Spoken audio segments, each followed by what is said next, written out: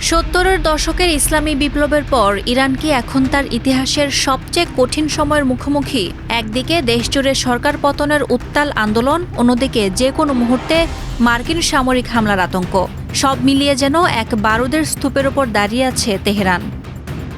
সম্ভাব্য সামরিক পদক্ষেপের আশঙ্কায় প্রায় ৫ ঘণ্টা বন্ধ থাকার পর ইরান তাদের আকাশসীমা আবারও খুলে দিয়েছে। এ কারণে ওই সময় আঞ্চলিক বিমান চলাচল ব্যাহত হয়। যুক্তরাষ্ট্রের ফেডারেল এভিয়েশন অ্যাডমিনিস্ট্রেশনের ওয়েবসাইটে প্রকাশিত নোটিশ অনুযায়ী বুধবার গ্রিনিচ মান সময় রাত ১০টা ১৫ ইরান সব ধরনের ফ্লাইটের জন্য আকাশসীমা বন্ধ করে দেয়। সবকিছুর শুরু গত ২৮ ডিসেম্বর। অর্থনৈতিক দুরবস্থার প্রতিবাদে শুরু হওয়া সেই বিক্ষোভ এখন রূপ নিয়েছে সরকার পতনের আন্দোলনে। ইরানের ৩১টি প্রদেশে এখন শুধু বিক্ষোভের আগুন। পরিস্থিতি নিয়ন্ত্রণে আনতে কঠোর অবস্থানে ইরান সরকার। দেশটির প্রধান বিচারপতি এরই মধ্যে নাশকতাকারীদের সর্বোচ্চ সাজার হুঁশিয়ারি দিয়েছেন। এমনকি পরিস্থিতি এমন পর্যায়ে পৌঁছেছে যে টানা ১৪৪ ঘণ্টার বেশি সময় ধরে ইন্টারনেট ব্ল্যাকআউটের মধ্যে রয়েছে দেশটির সাধারণ মানুষ।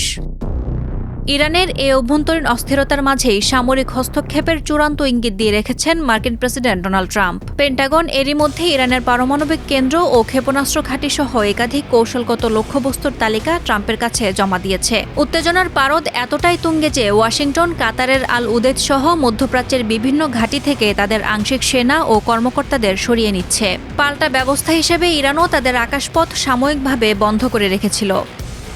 আঞ্চলিক দেশগুলোকেও কড়া বার্তা দিয়ে রেখেছে তেহরান। সৌদি আরব, সংযুক্ত আরব আমিরাত ও তুরস্ককে সতর্ক করে ইরান বলেছে তাদের ভূখণ্ড ব্যবহার করে হামলা হলে রেহাই পাবে না ওইসব দেশে থাকা মার্কিন ঘাঁটিগুলোও। তবে রিয়াদ ইতিমধ্যে তেহরানকে আশ্বস্ত করেছে যে তাদের আকাশপথ ব্যবহার করে কোনো হামলা করতে দেয়া হবে না।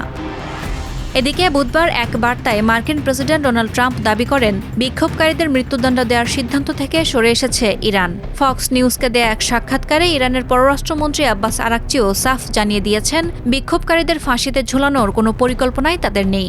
আরাকচির দাবি, গত কয়েকদিনের অস্থিরতার পর পরিস্থিতি এখন সরকারের পূর্ণ নিয়ন্ত্রণে রয়েছে।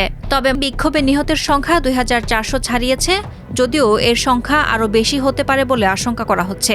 বিশ্লেষকরা মনে করছেন ট্রাম্প সম্ভবত একটি সম্মানজনক এক্সিট রুট খুঁজছেন, যাতে সরাসরি যুদ্ধ এড়িয়েও নিজের কূটনৈতিক বিজয় নিশ্চিত করা যায়। অন্যদিকে আইআরজিসি বা ইরানের রেভলিউশনারি গার্ড এখন সর্বোচ্চ সতর্কতায় রয়েছে।